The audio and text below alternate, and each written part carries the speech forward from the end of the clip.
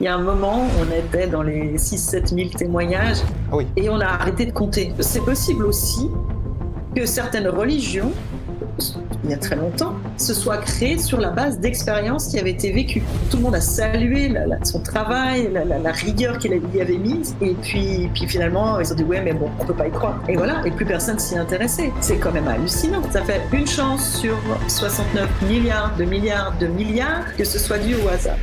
On va s'intéresser à un sujet qui est complexe, mais très intéressant, les expériences de mort imminente et tout ce qui peut en découler. Tout le monde en a plus ou moins entendu parler ces dernières années. Aujourd'hui, vous nous faites le plaisir de venir sur la chaîne et vous êtes une spécialiste du domaine puisque vous avez passé une grande partie de votre vie à recueillir des témoignages concernant les EMI. Merci beaucoup d'avoir accepté mon invitation. Docteur Sylvie Détiolas, bonjour.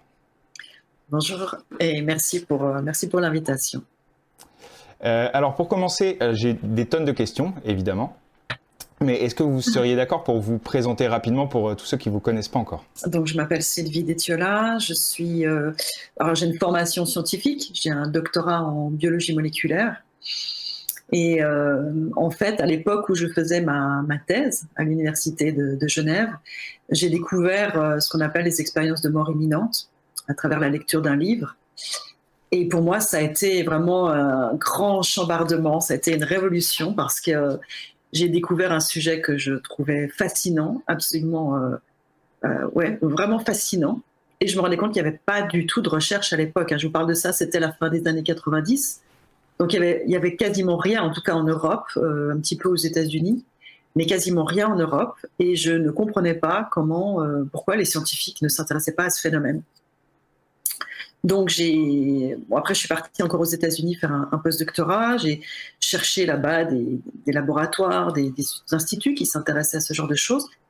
Puis bon, il y avait des problèmes de moyens. Personne ne pouvait m'engager pour travailler là-dessus. Donc je suis rentrée à Genève et j'ai créé, ça c'était en 99, mon premier centre qui s'appelait Noesis, alors d'une part pour fournir un accueil pour toutes les personnes qui avaient vécu ce type de phénomène et qui souvent, je me rendais compte, ne savaient pas à qui s'adresser.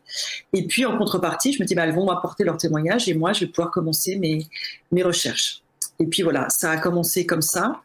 Et au début, je recevais les gens dans mon salon, j'avais une ligne téléphonique, un site internet. Et puis ça a grossi au fil des ans jusqu'à devenir une fondation reconnue d'utilité publique en 2012. Et là, on a changé de nom, on est devenu l'Institut suisse des sciences noétiques, où on poursuit toujours le même genre de but, donc accueil, recherche et information, parce qu'on fait beaucoup d'informations aussi auprès des milieux médicaux.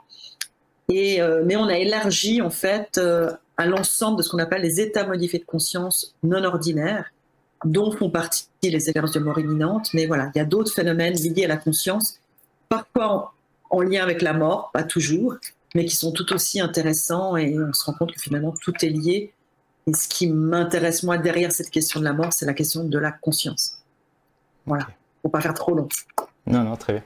Alors, vous l'avez évoqué rapidement, mais ça m'interroge quand même. Comment on passe? Quelles sont les étapes pour passer de docteur en biologie moléculaire à monter un centre qui donc, si j'ai bien compris, à l'origine, alors ça a un peu évolué, était voué à recueillir des témoignages de personnes ayant fait des EMI. C'est bien ça, hein?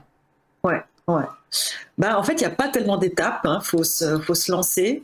Moi, je suis rentrée des États-Unis avec cette conviction. J'avais écrit mon projet, je voulais monter ce centre. Je me suis mis à mon bureau. J'ai dit, voilà, idéalement, qu'est-ce que je voudrais faire? Parce que ce que je veux faire n'existe pas. Eh bien, je voudrais un centre où je reçois des gens, où je peux étudier ces témoignages, où je peux faire des conférences. Voilà, j'ai mis un peu tout ce que j'aimais faire. Et puis après, faut se lancer, en fait. À l'époque, je vous dis ça, mais moi, j'avais même beaucoup de peine à oser en parler dans mon milieu scientifique parce que on me regardait tout de suite comme une farfelue, quoi. On m'a même dit, j'ai un de mes profs qui m'avait dit, ah Sylvie, j'ai entendu que vous aviez viré mystique, simplement parce qu'il avait entendu que je m'intéressais à ce genre de choses. Donc la parole n'était pas du tout libre à l'époque et c'est vrai que pour moi, ça a été un gros challenge d'oser vraiment prendre cette voie de traverse, quoi, de quitter le milieu académique pour monter mon propre projet. Mais après, il n'y a pas eu d'étape que je vous ai dit. J'ai créé un site internet Alors, cette ligne quand je téléphonique et j'ai pensais attendu. aux étapes, c'était plutôt ça, c'est-à-dire que vous deviez avoir beaucoup de barrières mentales, puisque, enfin, déjà, barrières sociales autour de vous, on devait vous prendre pour une mystique, et même des barrières mentales. Comment, est-ce que ça n'a pas été un peu dur de se dire, est-ce que, voilà, je suis pas en train de virer mystique, comme disait votre prof, ou comment ça s'est fait? Quel était le cheminement un peu, pas psychologique, mais c'est cette évolution qui Ouais, a dû faire qu'on passe de sciences dures à quelque chose ouais, de plus...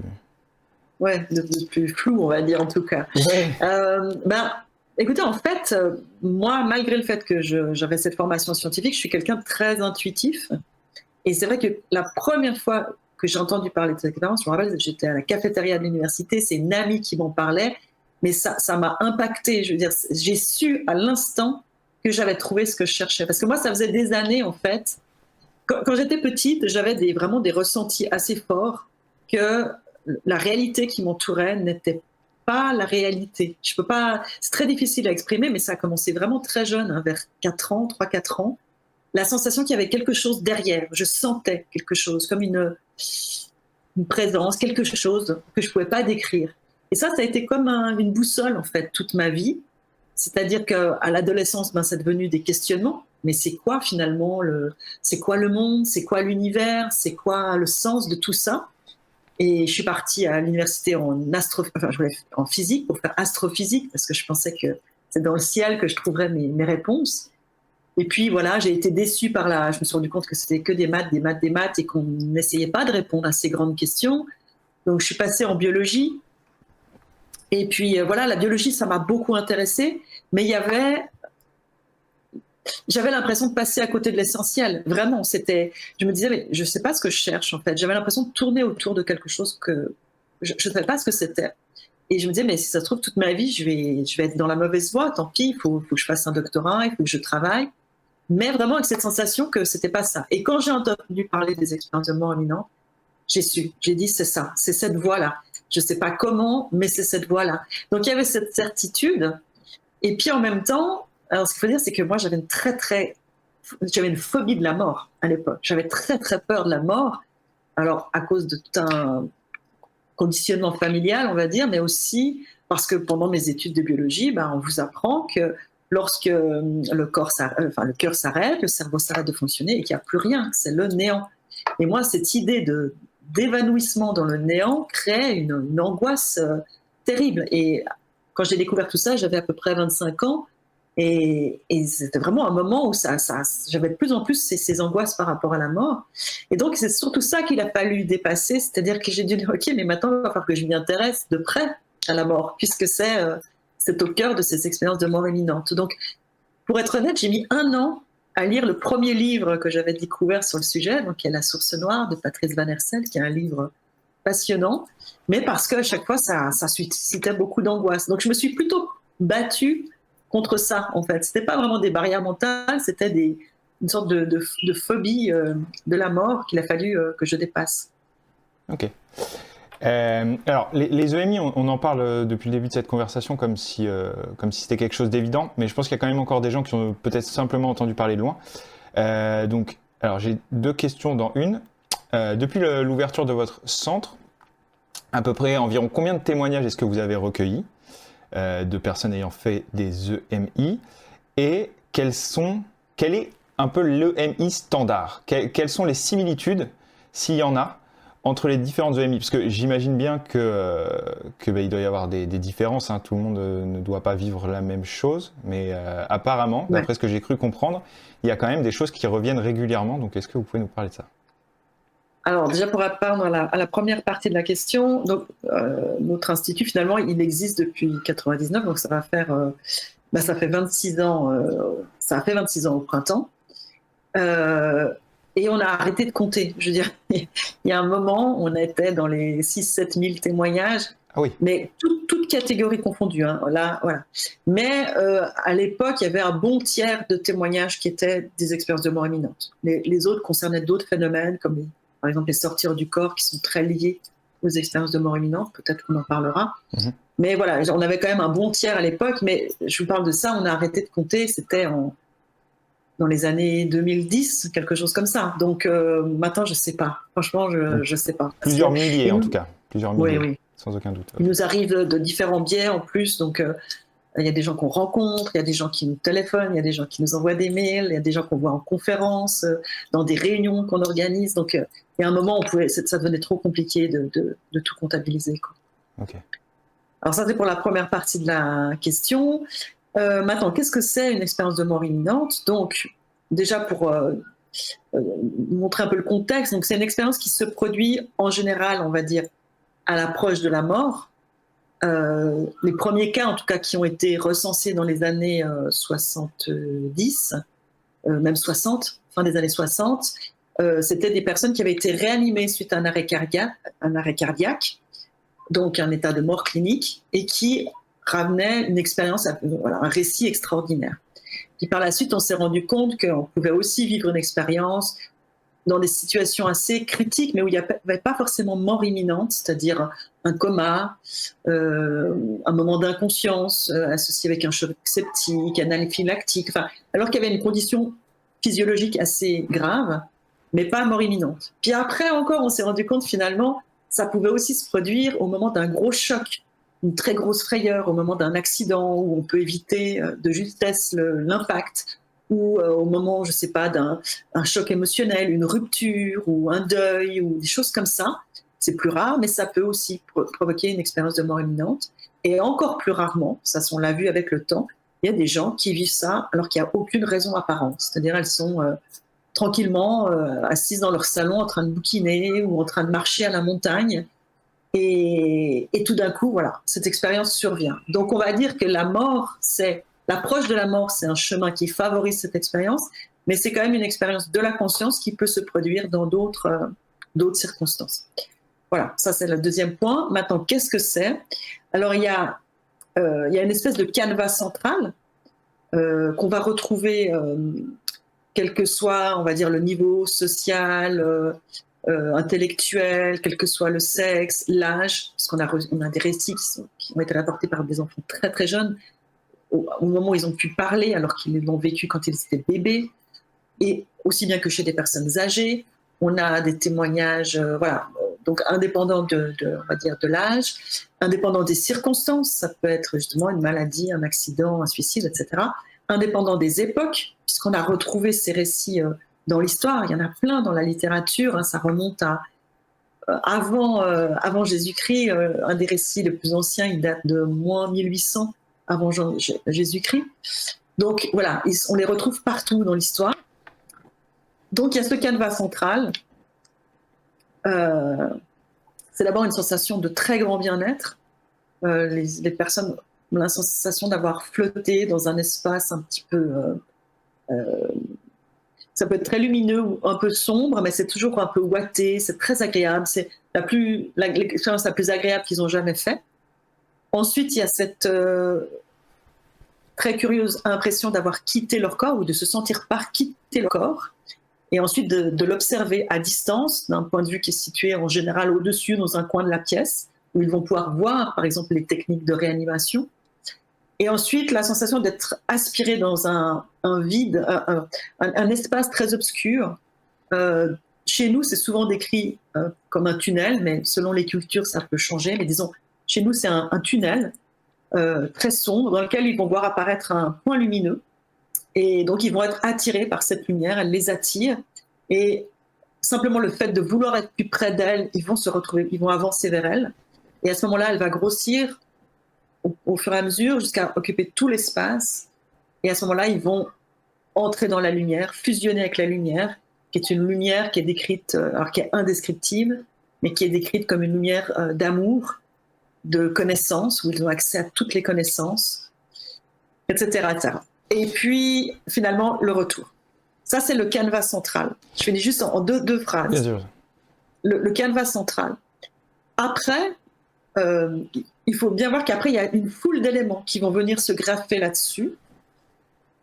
Et ces éléments, ils vont être personnels. Ça va vraiment personnaliser une expérience et faire que deux expériences ne seront jamais identiques.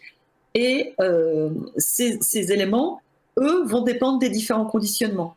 le conditionnement historique, l'époque. Par exemple, au Moyen-Âge, il y a souvent l'enfer, le paradis, des choses comme ça. Le conditionnement culturel, la religion. Selon la religion, il y aura des éléments différents. Et le conditionnement psychologique aussi. Le vécu de la personne peut influencer le contenu de son expérience. Et nous, c'est ce qui nous a intéressés, puisque nous, on accompagne des personnes qui vivent ces phénomènes. Et donc, on les accompagne pour comprendre qu'il y a plein d'éléments qui vont leur parler d'eux et qui vont leur permettre de mieux se connaître et de dépasser certaines problématiques, donc de faire un travail psychothérapeutique. Et donc, dans la partie donc, centrale, ce qui revient régulièrement, vous estimeriez à peu près, en termes de pourcentage, parmi les récits, à combien cette similitude, alors cette sortie de corps vers le haut et la lumière, etc. Ouais. Vous diriez combien de pourcents? Alors, j'ai plus tous les chiffres en tête, je ne vais pas dire de bêtises, mais par exemple, la première étape, ce grand bien-être, cet espace étrange, la sensation d'avoir flotté dans cet espace étrange, c'est à peu près 60%, si je me rappelle bien. Okay. Ça avait été étudié déjà dans les années 70-80 par un psychologue qui s'appelle Kenneth Ring aux États-Unis. Et la deuxième étape, je crois que l'étape de sortir du corps, on tombe à 20%, 23%. Voilà. Et ça va diminuer comme ça. Et l'étape d'entrer dans la lumière, c'est la moins courante, en fait. Elle concerne à peu près 10% des personnes qui ont fait une expérience de mort imminente. Voilà. Donc c'est vrai que souvent l'expérience s'arrête avant, déjà parce que les gens sont ranimés ou parce que des fois, voilà, elle ne va pas plus loin. Mais c'est les gens qui ont vraiment vécu cette entrée dans la lumière qui vont être les plus marqués, on va dire. C'est là que l'expérience prend une tournure vraiment très, très impactante pour les gens. Okay. Alors, vous avez commencé à évoquer le fait que le conditionnement, les dogmes pouvaient influencer ce que les gens pouvaient vivre. On a pu voir, c'est plus rare, mais des témoignages de personnes qui relatent des expériences vraiment très négatives, qui parlent d'enfer, etc. Est-ce que vous avez entendu des personnes vous raconter ce genre d'histoire? Et qu'est-ce que vous en pensez?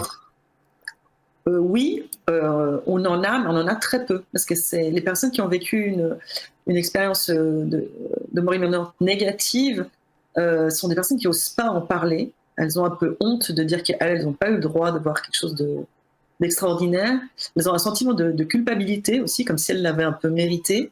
Et puis aussi parce que le fait de reparler de l'expérience, ça leur fait revivre l'expérience. C'est assez impressionnant d'ailleurs quand quelqu'un vous raconte son expérience, même si elle est positive, souvent il y a de l'émotion et les larmes aux yeux, enfin c'est très fort le souvenir. Et eux, ils n'ont pas du tout envie d'en parler. Donc souvent c'est des gens qui nous écrivent pour nous dire voilà, sachez que moi j'ai pas vécu le paradis, mais ça a été vraiment l'horreur, l'enfer, etc. Donc il n'y a pas beaucoup de témoignages, il y a peu de recherches qui ont été faites sur ces expériences. Ce qu'on peut dire, c'est qu'il y a 3 catégories. Il y a des expériences, comme vous l'avez décrit, qui sont vraiment ce qu'on appelle les... Alors, j'emploie souvent le terme, l'acronyme NDE, hein, pour Near Death Experience, parce qu'en anglais, on dit Near Death Experience. En français, on dit EMI, mais moi, j'ai plutôt l'habitude d'employer le mot NDE. Donc, il y a ce qu'on appelle les NDE infernales. Donc là, les gens... plutôt que s'élever vers la lumière, ils vont descendre dans un endroit sombre où il y a des milliers de gens qui croupissent, où il y a des flammes, où ils ont soif, où il y a des fois des démons qui passent. Enfin, vraiment quelque chose qui est très proche de notre conception, on va dire, de l'enfer. Et dans ces cas-là, je peux dire ce que nous, on a remarqué, mais je ne peux pas non plus en faire une généralité parce qu'il n'y a pas beaucoup de cas, mais on s'est rendu compte quand même que c'était des gens qui avaient été très imprégnés par un conditionnement religieux, même à leur insu, des fois, elles ont simplement baigné là-dedans étant enfants, et même si elles s'en sont éloignées, c'est quand même quelque chose, voilà, qui fait partie d'elles, et ce sentiment, voilà, de culpabilité, souvent qui est associé en tout cas avec notre religion judéo-chrétienne. Donc dans ce cas-là, oui, là, nous, c'est ce qu'on a remarqué, mais je peux pas dire que tous les cas sont comme ça, en tout cas.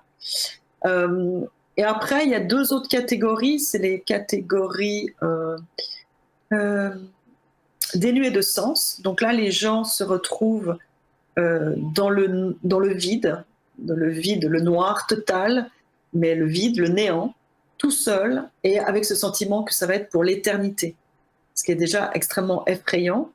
Et puis parfois, il y a des formes qui apparaissent, c'est toujours des formes géométriques, et de ces formes se dégage un peu un sentiment d'ironie, comme si elle se moquait de l'expérienceur parce qu'il n'a pas compris que finalement rien n'a vraiment existé, rien n'existait, sa vie, la terre, tout ça, sa famille, rien n'existait. Et donc ce sentiment d'ironie, plus cette frayeur d'être tout seul, c'est vraiment des expériences abominables pour les gens. Et je parlerai après des causes. Et la troisième catégorie, c'est les NDE inversés. Donc ça commence comme une expérience positive. La personne va plutôt en direction d'une lumière, mais elle ressent cette lumière comme quelque chose de... Elle sent que cette lumière va prendre possession d'elle, elle l'interprète comme quelque chose de négatif. Elle a l'impression qu'elle va se fondre, se dissoudre dedans, et ça déclenche beaucoup de peur. Donc elle va refuser l'expérience. Alors si vous voulez en parler justement, moi la question que ça m'amène, c'est est-ce que vous avez pu établir un lien de corrélation entre les croyances ou l'imaginaire des gens vis-à-vis de la mort et ce qu'ils ont vécu pendant leur expérience de mort imminente, ou alors aucun?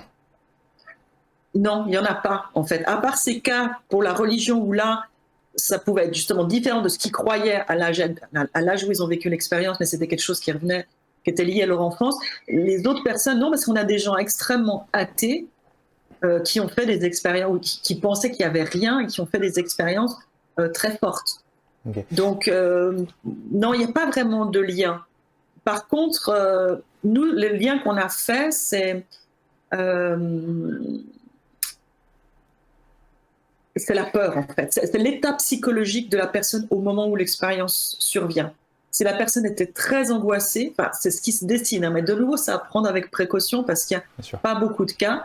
Mais ce qui se dessine, c'est plutôt que c'est des gens qui pouvaient être très angoissés dans leur vie en général ou au moment où l'expérience a lieu, et qui ont aussi très peur de la mort, qui vont bloquer, en fait, qui vont bloquer le déroulement normal de l'expérience. Parce que le fait d'être dans un noir total, c'est quelque chose qui arrive souvent dans les expériences positives. Et puis tout d'un coup, il y a ce point lumineux qui apparaît.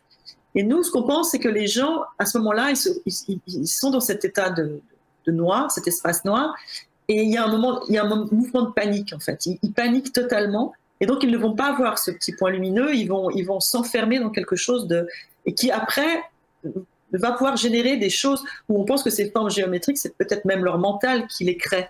Parce que c'est des états aussi où le mental est assez créateur, comme dans un rêve.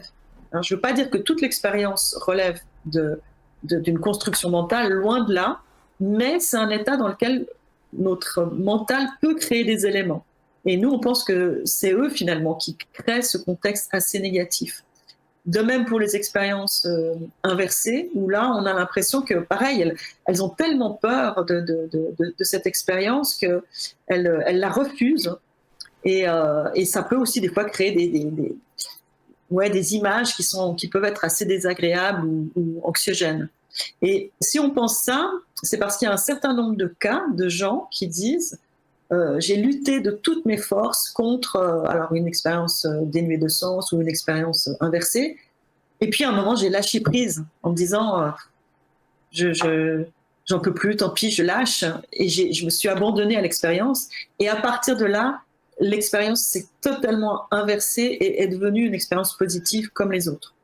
Donc c'est ça qui nous fait penser qu'il y a une espèce de blocage, une peur de l'inconnu, de la mort, de lâcher prise, qui fait que l'expérience peut prendre cette tournure très négative. Et peut-être même dans certaines expériences infernales, c'est pas impossible. Alors, moi, je vais vous dire la sensation que j'ai eue. J'ai entendu un témoignage d'une expérience négative, et la sensation que j'ai eue, c'est clairement, contrairement à d'autres témoignages que j'avais pu entendre, qu'il y avait un dogme qui s'exprimait à travers de la personne.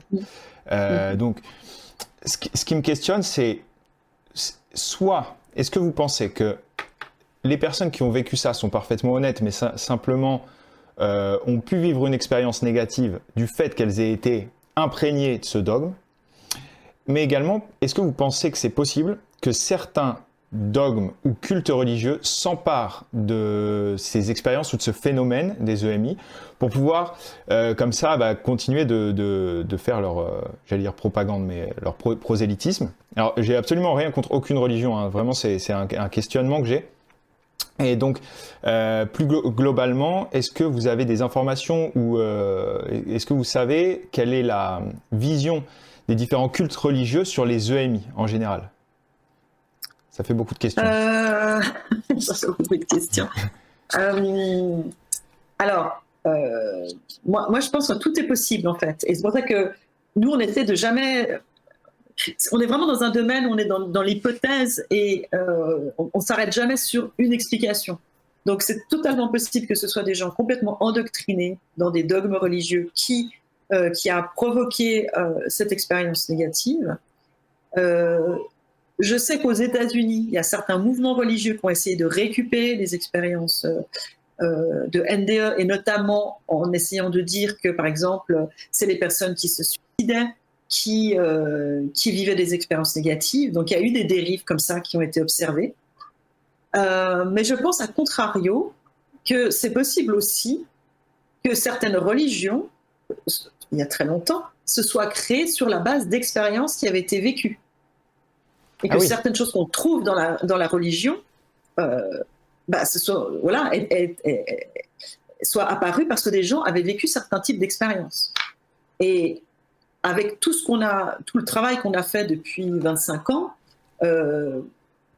maintenant pour nous c'est assez clair qu'il se passe quelque chose, que la conscience continue sur d'autres plans, mais dans ces autres plans, il n'y a pas que du lumineux. Il y a des choses pas toujours géniales. Il y a des choses pas top. Voilà, on est dans un monde de dualité. Il y a la lumière, il y a l'ombre. Et c'est pas impossible que ces gens, pour une raison ou une autre, aient aussi atterri dans des plans qui ne sont pas très positifs. Et ça, on l'exclut pas du tout. C'est pour ça que je vous dis, c'est vraiment ouvert. Parce que, si vous voulez, les expériences de mort imminente, comme je l'ai dit, c'est un type d'expérience, mais nous, on étudie beaucoup d'autres types d'expériences.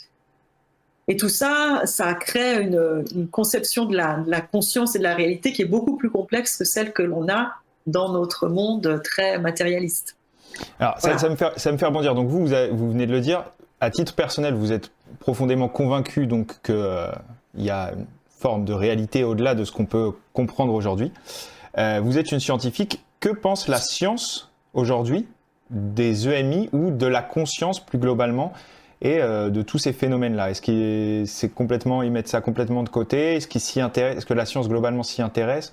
Comment ça se passe? Alors, c'est là où on voit que tout le travail qu'on a fait et que d'autres ont fait, on est beaucoup à avoir œuvré dans ce sens, mais ça a permis d'ouvrir quand même un peu les mentalités au niveau scientifique. C'est-à-dire que maintenant, ces expériences, au début, elles ont été un peu niées. Hein. On disait que c'était des anecdotes. Maintenant, on sait que c'est des millions et des millions de personnes à travers le monde qui les vivent. Donc, la science a reconnu qu'il y avait un phénomène, s'y intéresse. C'est des expériences qui sont étudiées. Malheureusement, on ne peut pas faire beaucoup de choses sur les expériences de mort imminente parce qu'elles se produisent dans des moments où la priorité, c'est de sauver les gens. Donc, c'est essentiellement un travail sur les témoignages. Donc, la position scientifique, c'est qu'on pense que ce sont des hallucinations. Mais il n'y a aucun modèle qui a permis d'expliquer la richesse et la complexité de ces expériences. Il n'y a aucun modèle à l'heure actuelle. On a beaucoup de modèles qui ont été proposés, souvent un peu à la va-vite, hein, par des scientifiques qui essayaient de dire oui, mais on sait. D'ailleurs, moi, la première, quand j'ai commencé, je pensais que très vite, j'allais trouver une explication. Et en fait, plus je creusais, plus je me disais, mais non, ça ne joue pas. Parce que si on compare vraiment les témoignages aux théories, on se dit, mais ça ne joue pas. Et donc, il n'y a aucune explication, hein, qu'elle soit physiologique, psychologique, ça ne joue pas. Alors, moi, j'ai pu voir que de nombreux scientifiques prétendaient, et d'ailleurs c'est ce qu'on entend le plus souvent comme critique des EMI, c'est l'oxygène manque, le cerveau manque d'oxygène, ça crée des hallucinations. Qu'est-ce que vous pensez de ça? Ben, je trouve que non. Je trouve que c'est un petit peu rapide parce qu'on a des cas comme ça où l'anoxie cérébrale, ça crée plutôt une confusion mentale, mais pas des hallucinations d'une richesse. C'est incroyable, les expériences de mort imminente. Si vous lisez un témoignage, bon, vous dites, ouais, c'est bon, voilà, ça paraît un petit peu farfelu. Mais quand vous avez un témoin en face de vous, que vous lui posez vraiment des questions, que vous lui demandez de décrire en détail vous vous rendez compte que ça n'a plus rien à voir avec ce qu'il a dit, enfin, ce que vous avez pu lire dans un livre, parce que chaque fois, il va dire « oui, c'était ça, mais c'était pas ça ». Et en fait, ils emploient des mots pour essayer de vous faire comprendre ce qu'ils ont vécu, mais à chaque fois, en vous disant « mais oui, mais c'était loin d'être ça », parce que c'était 1 milliard de fois, par exemple, cette lumière, elle est 1 milliard de fois plus forte que le soleil, mais en même temps, elle ne blesse pas. Le tunnel, mais en fait, c'était pas vraiment un tunnel, et puis ils avaient l'impression de se déplacer, mais sans se déplacer. Et tout est remis comme ça en question, parce que ça n'a rien à voir avec nos sens habituels, ce qu'on peut expérimenter dans le quotidien. Donc moi, je ne comprends pas comment un cerveau en souffrance peut provoquer quelque chose d'aussi complexe, d'aussi riche dans les sensations. Ça, c'est le premier point. Et le deuxième point, c'est comme je vous l'ai dit, maintenant, il y a plein de cas qui surviennent alors qu'il n'y a pas du tout anoxie cérébrale. Il y a des gens qui n'étaient pas en souffrance cérébrale au moment où elles ont vécu leur expérience. Donc non, ça ne joue pas. Ça ne joue pas. Donc si vous voulez, il y a des scientifiques actuellement qui reconnaissent, pas tous, il y en a qui continuent à dire mais c'est des hallucinations, c'est juste une question de temps, on arrivera à les exprimer, les expliquer. Et puis il y en a d'autres qui commencent à dire c'est complexe, on n'a pas de preuve finalement que ce sont des hallucinations, on n'a pas de preuve que c'est que la conscience continue sur d'autres plans, mais qui sont un peu plus prudents. Il commence à y avoir des neuroscientifiques qui commencent à être, voilà. Et ça, c'est déjà un pas énorme, en fait. C'est de dire, en fait, on ne sait pas, quoi. On ne sait pas. Alors, vous n'êtes pas la seule scientifique à vous intéresser. D'ailleurs, quand on commence à s'intéresser à ce sujet-là, on constate assez rapidement que de nombreux scientifiques sont passionnés par cette question. Donc, j'ai noté rapidement le docteur Dupéra, le docteur Charbonnier, par exemple. Comment se fait-il, enfin peut-être que je ne l'ai pas vu, comment se fait-il qu'il n'y a pas de la littérature scientifique qui soit plus produite sur justement ce sujet, alors que de nombreux scientifiques s'y intéressent? Alors, il y a de la littérature scientifique. Il y a par exemple un journal qui s'appelle le Journal of Near-Death Studies, où il n'y a que des publications autour des expériences de mort imminente. C'est un journal américain. Okay. Après, comme je vous l'ai dit, c'est compliqué de faire de la recherche sur ces expériences parce que on travaille essentiellement sur la base des témoignages et des dossiers médicaux. Il y a une étude, par exemple, qui a été publiée en 2001 dans le Lancet. Je pense que c'est l'étude qui a le plus marqué les esprits par le docteur Van Lommel, qui a montré justement qui a essayé de trouver l'origine, en comparant des personnes qui avaient été ranimées suite à un arrêt cardiaque, un groupe qui avait fait une NDE, puis un groupe qui n'avait pas fait de NDE, en étudiant leurs dossiers médicaux pour essayer de dire, oui, est-ce qu'il y avait un facteur médical, un facteur médicamenteux, psychologique, physiologique, et qu'il n'a trouvé aucune différence entre les deux groupes. Donc, ça a été quand même publié dans le Lancet, parce que c'est une étude qui a été vraiment bien menée et aboutie, mais qui finalement dit, voilà, on n'a toujours pas trouvé la raison pourquoi certaines personnes vivent cette expérience. Donc, il y a des recherches, mais c'est sûr que moi, je ne trouve pas assez, quand on pense à l'importance capitale qu'il y a ce sujet. Finalement, la mort, c'est quand même quelque chose qui nous concerne tous, mais il y a beaucoup de gens encore à qui ça fait peur. Je pense qu'il y a beaucoup de chercheurs qui n'ont même pas envie de s'y intéresser. Ou parce que ça fait encore... Bon, c'est toléré, mais voilà, ça donne quand même tout de suite une connotation si vous vous intéressez à ces phénomènes. Bon, il faut déjà avoir une réputation bien ancrée. C'est pas des jeunes qui vont commencer en général. C'est plutôt Van Lommel, il a commencé plutôt en fin de carrière, par exemple. Oui. Donc c'est quand même toujours un peu délicat pour les chercheurs de s'intéresser à ces sujets qui restent en marge.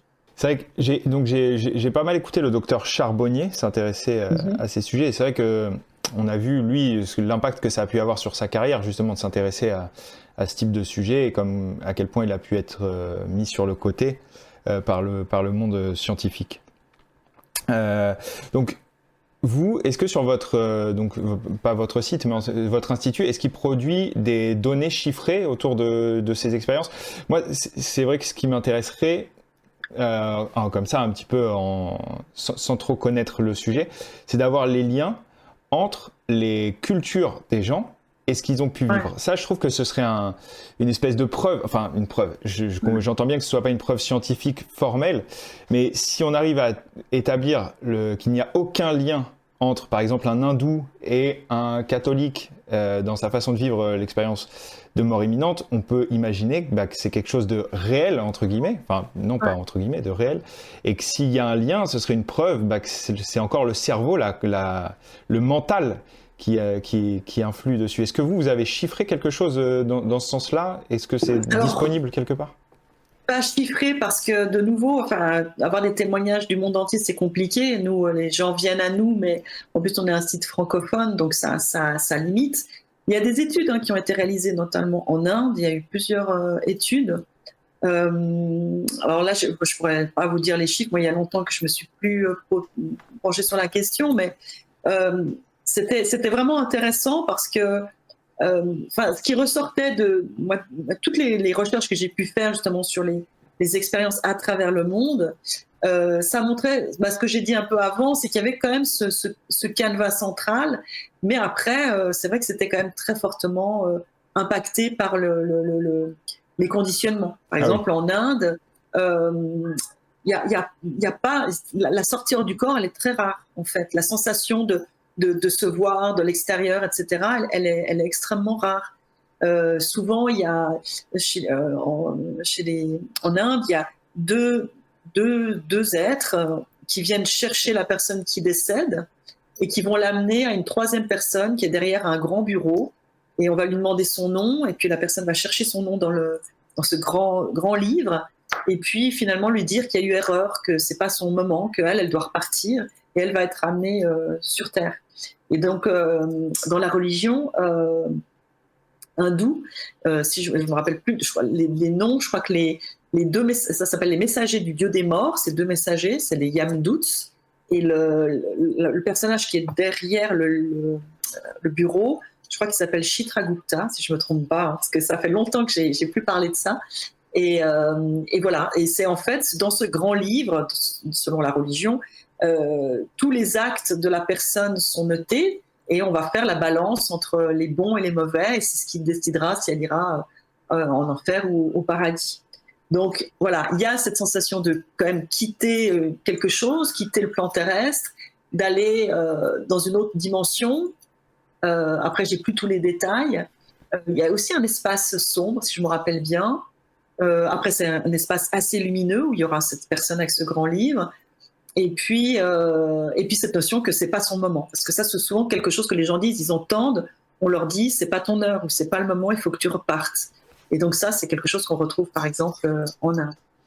Donc, et alors vous analyseriez ça comment? Comme le fait qu'il y a une part de mental qui est exercée pendant l'expérience de mort imminente, ou alors est-ce que la conscience serait au-delà du corps, mais serait quand même impactée par l'origine de la personne?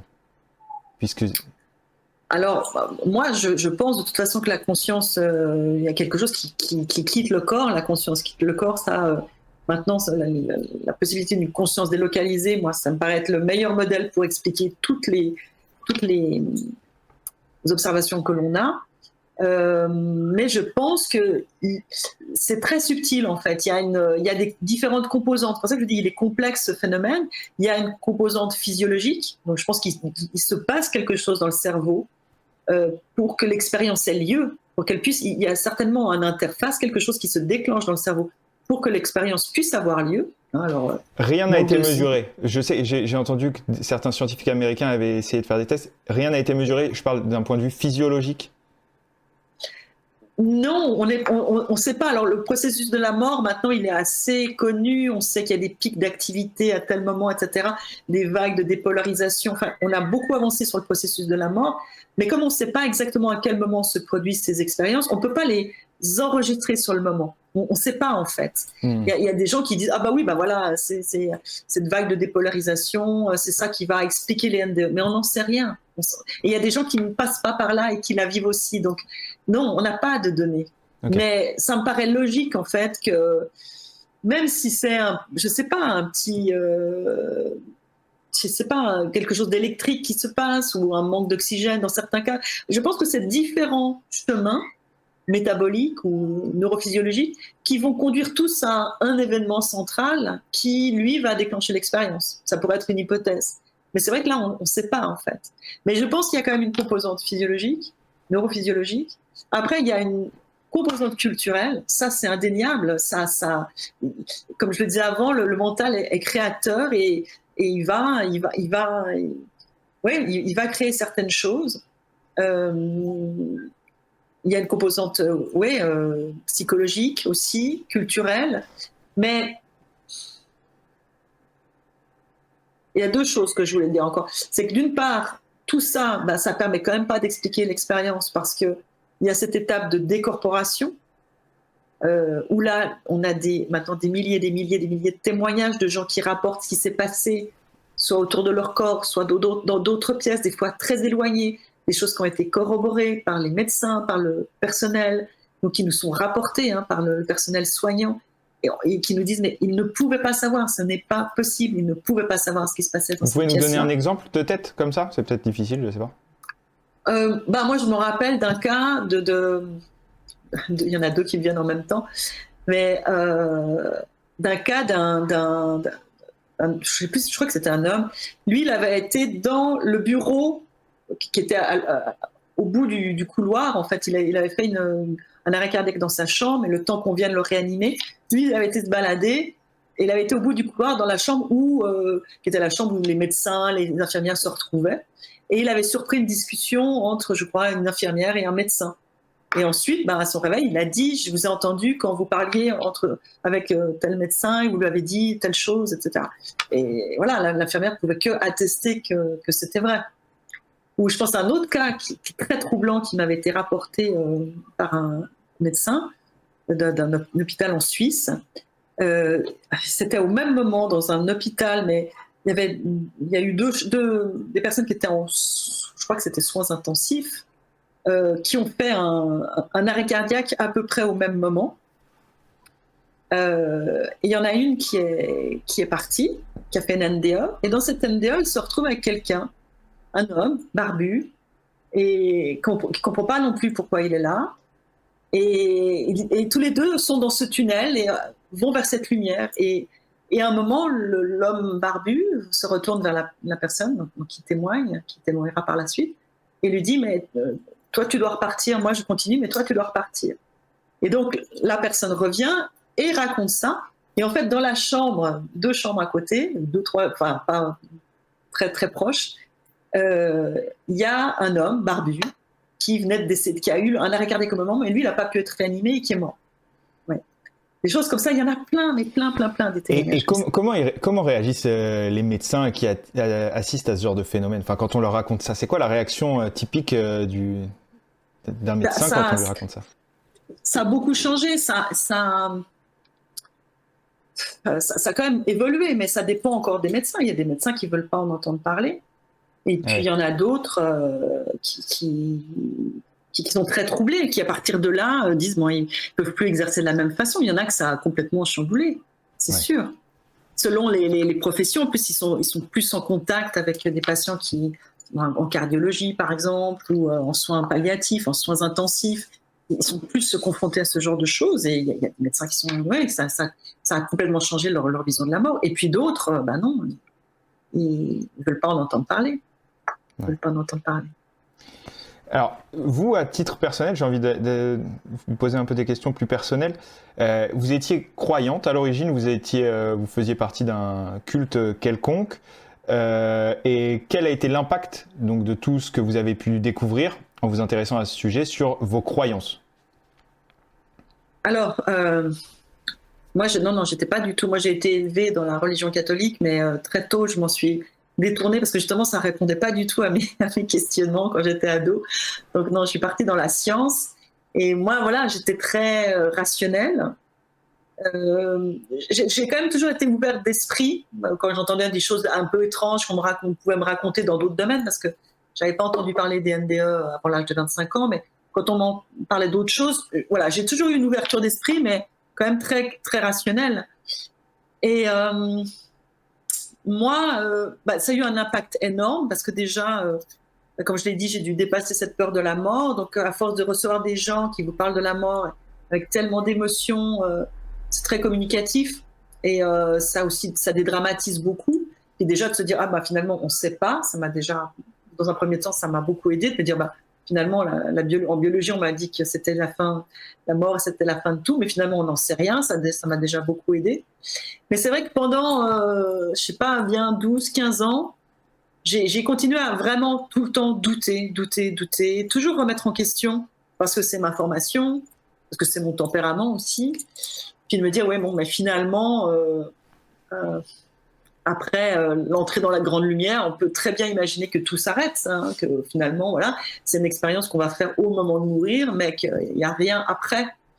Voilà, donc j'avais toujours tendance à douter, mais ce qui s'est passé, c'est que forcément, quand vous vous intéressez à ces sujets, que vous baignez là-dedans, vous rencontrez tout le temps des gens qui vivent des choses étonnantes, hein, parce que nous, on s'est intéressé à d'autres phénomènes, c'est comme s'il y a des résistances internes qui tombent.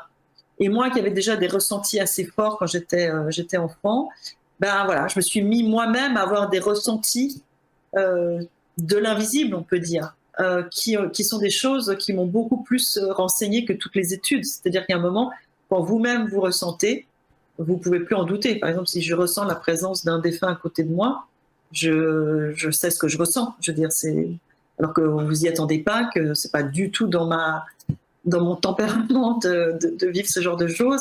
Voilà, c'est des choses, au bout d'un moment, quand ça revient, quand il y a des contacts, il y a des messages.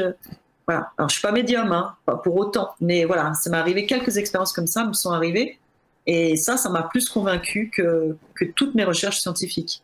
Donc, moi, ce que je peux dire, c'est que d'un point de vue scientifique, si je m'en tiens vraiment à l'aspect scientifique, on n'a pas de preuve au sens strict du terme, on n'a pas de preuve que la conscience continue, mais que l'ensemble de toutes les données que nous, on a recueillies depuis 25 ans, de tous les travaux qu'on a faits, parce que peut-être qu'on en parlera, je ne sais pas si on aura le temps, mais on a travaillé sur les sorties hors du corps pour prouver que cette sortie hors du corps n'était pas une hallucination.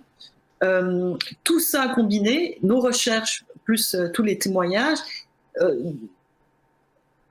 constitue, à mon avis, un début de preuve. On ne peut plus continuer à nier, quand il y a des millions de témoignages, de balayer ça d'un revers de la main et dire non, voilà, ça veut rien dire. Si, ça veut dire quelque chose. Et quand tous ces témoignages, ces anecdotes, qui sont encore des anecdotes, mais rapportées par les médecins, etc., tout ça est cohérent, moi je trouve qu'il y a un début de preuve. Mais ce n'est pas une preuve formelle. Donc, et après, sur le plan personnel... En un mot, pour vous, aujourd'hui, si je vous demande qu'est-ce qui se passe quand on meurt, qu'est-ce qu'il y a après la mort, qu'est-ce que vous me répondriez ?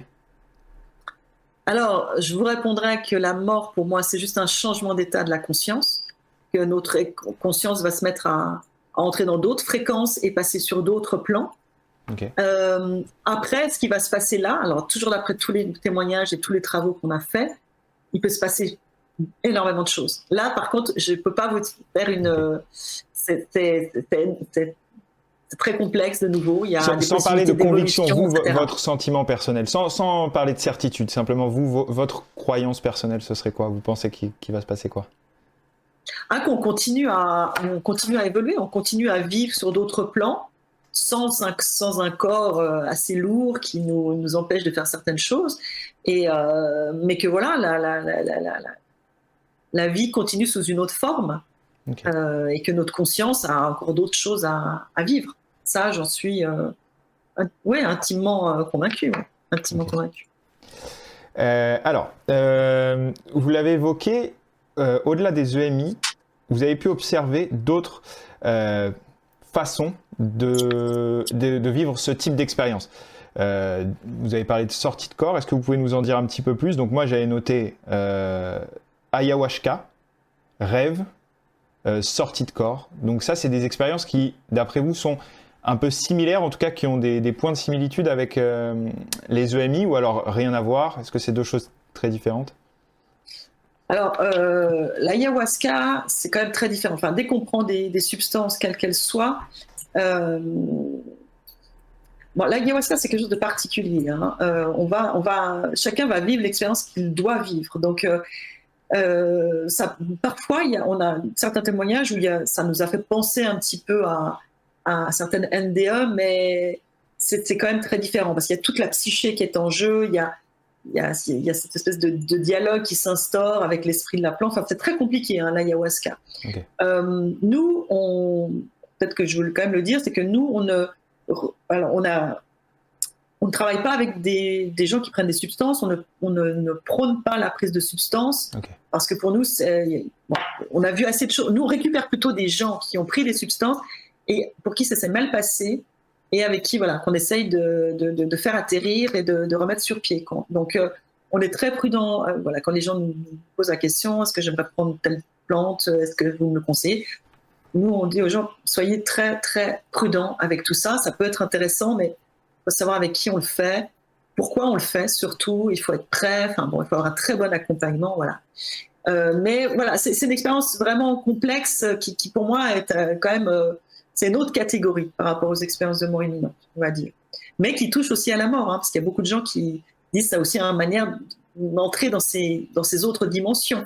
Donc, si on a une problématique par rapport à la mort, on peut être sûr qu'avec l'ayahuasca, on va devoir la travailler parce que la plante nous fait travailler les zones d'ombre et nos traumatismes et les choses qui bloquent, en fait, qui nous bloquent. Après, c'était quoi le rêve?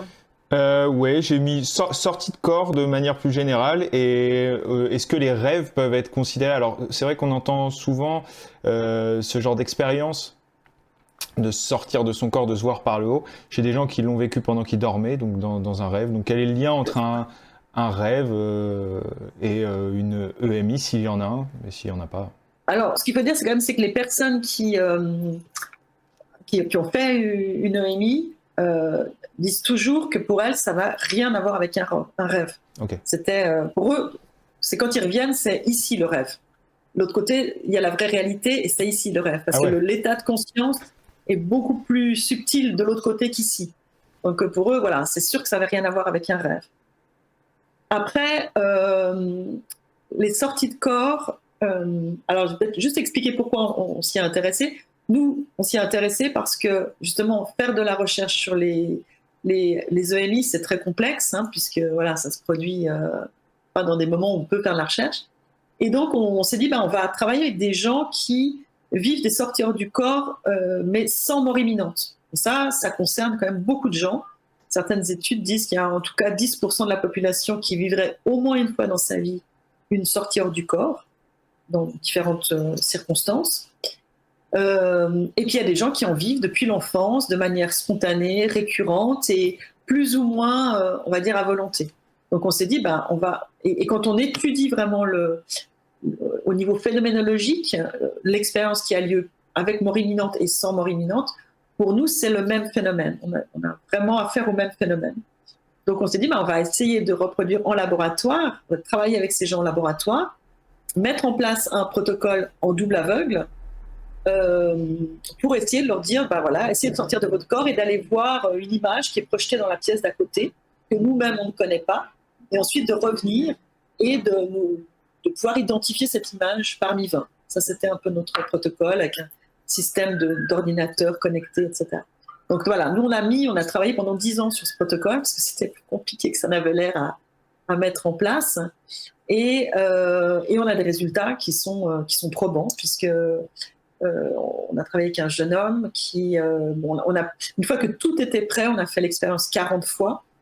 Et sur les 40 fois, il n'y a que 7 fois où il a réussi vraiment à sortir de son corps, à aller dans la pièce, à voir quelque chose, à revenir, à nous le dire et à l'identifier. Alors, simplement pour que les gens comprennent bien, donc, vous avez, j'allais vous poser la question, mais on peut en parler tout de suite. Donc, travailler sur les EMI, ça vous a amené donc à chercher dans la population des gens qui vivent des expériences qui peuvent être un petit peu similaires. Vous avez trouvé des cas qui vivaient des choses qui étaient très proches, et donc vous avez fait des expériences sur eux. Est-ce que vous pouvez nous donner en détail quel était le protocole de ce test dont vous êtes en train de me parler, de cette expérience en double aveugle?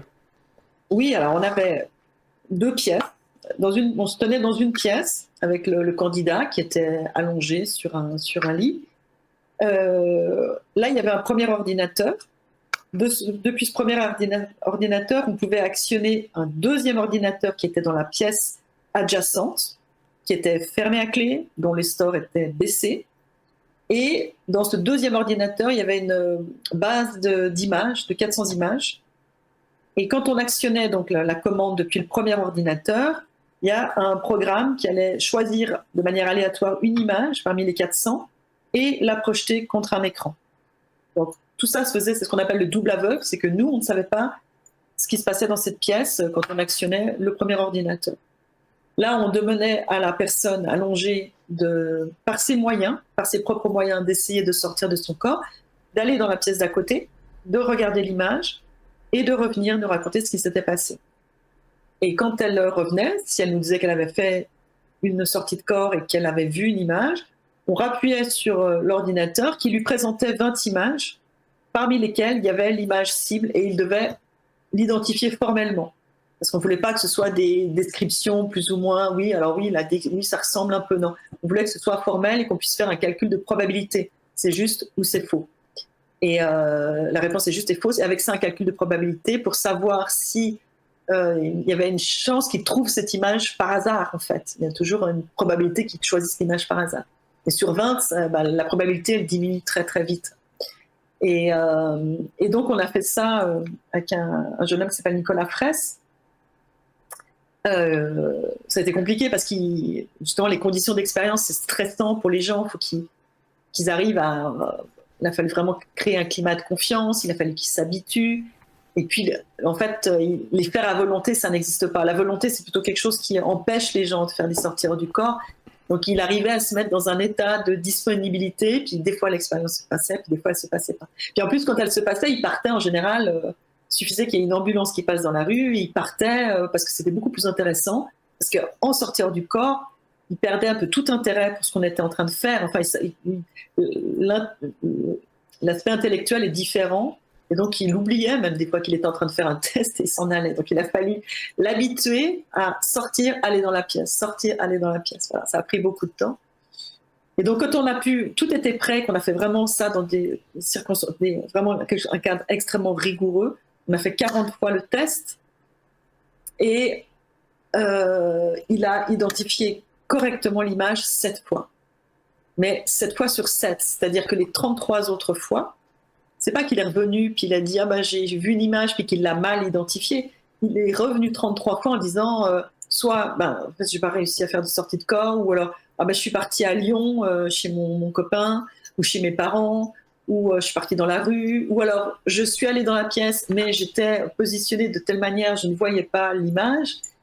Voilà. Et il y a que 7 fois où il est revenu en disant j'ai été dans la pièce, j'ai sorti de mon corps, j'ai été dans la pièce, j'ai vu l'image. Il nous a décrit ce qu'il avait vu et ensuite on lui a montré les 20 images et il l'a identifié correctement. Donc pour nous, c'est un 100% de réussite dans les conditions de sortir du corps, ce qui est un résultat extrêmement fort. Voilà. C'est complètement incroyable les résultats. Alors il y en a beaucoup d'autres. Vous les avez documentés, il me semble, dans un livre. Je vais retrouver le nom, je l'ai noté. Si vous voulez me le donner, c'est ça ? Ouais, c'était Voyage aux confins de la conscience. Voyage aux confins de la conscience. Donc, vous avez documenté toutes ces expériences là-dedans. Alors, moi, il y a beaucoup de choses qui m'interrogent autour de ça. Donc, je vais là, si jamais. Ouais, super, génial.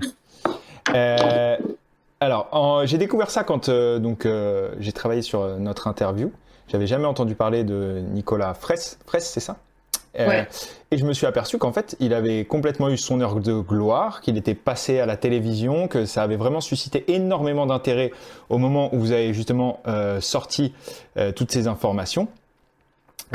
Comment se fait-il que l'intérêt autour de ce sujet-là soit un peu en train de enfin, je sais pas, peut-être que c'est pas le cas, mais j'ai eu l'impression que l'intérêt était en train de retomber, alors que a priori, donc, en plus de ça, vous avez fait certifier vos résultats par un huissier. Alors, certaines expériences, pas toutes. Ouais, pas celle-là. Pas celle-là, malheureusement. Ok. Ouais, malheureusement. Mais en tout cas, il y a a priori quand même de quoi susciter énormément d'intérêt. Comment est-ce que vous expliquez qu'il n'y a pas plus de gens qui s'intéressent à ce sujet-là et que, que ce soit en train de retomber ? C'est un mystère. Si vous voulez, nous, à l'époque... notre but, c'était de publier ça dans un journal scientifique. Mais moi, je savais qu'en étant un institut de recherche indépendant, sans contact avec des milieux académiques, en travaillant sur un sujet qui sent autant le souffre, et en plus en proposant un modèle, en disant oui, mais la conscience, elle est capable d'aller se balader, ça passerait pas. Enfin, moi, j'ai fait de la recherche scientifique en laboratoire, en biologie. J'ai publié des articles. Je sais à quel point c'est difficile de publier et je sais comment ça se passe. Il faut passer d'abord déjà, on va être, il faut être envoyé pour relecture à des gens du domaine, mais avant ça, il faut déjà passer la première. C'est-à-dire qu'il faut que ce soit pris en considération avant de passer dans la poubelle, quoi. Et moi, je savais très bien qu'en étant un institut indépendant sans soutien, ça ne passerait pas.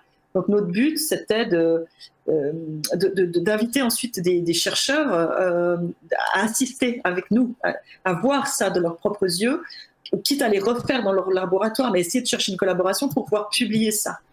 Et malheureusement, on a eu des gros soucis d'argent. À ce moment-là, on a perdu notre local. Voilà.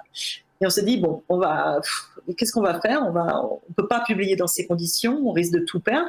Donc on a écrit ce livre en se disant, voilà, peut-être que c'est un peu un pavé dans la mare, ça va peut-être susciter l'intérêt de chercheurs. Et donc on a publié ça, et en fait non, ça n'a pas suscité d'intérêt. Alors si dans les milieux un peu parapsychologiques, oui, ça a suscité un peu d'intérêt.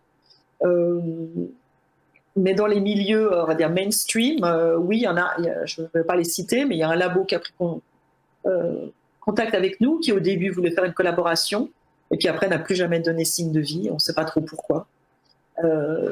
Moi, je ne sais pas, c'est incompréhensible.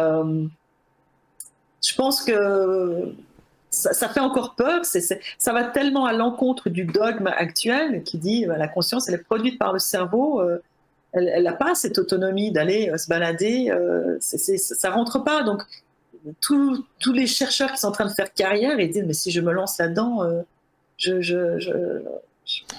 c'est fini pour moi, quoi. Comment est-ce que vous pouvez... Parce que donc, le sujet, que ce soit pour les EMI ou alors pour ce genre d'expérience, c'est vraiment ça. Le cœur de la question, c'est est-ce que la conscience est produite par le cerveau ou non, hein, je me trompe pas. Ouais. Comment est-ce que vous vous expliquez une telle frilosité du monde scientifique à ne serait-ce qu'étudier la question, ne serait-ce que se poser la question?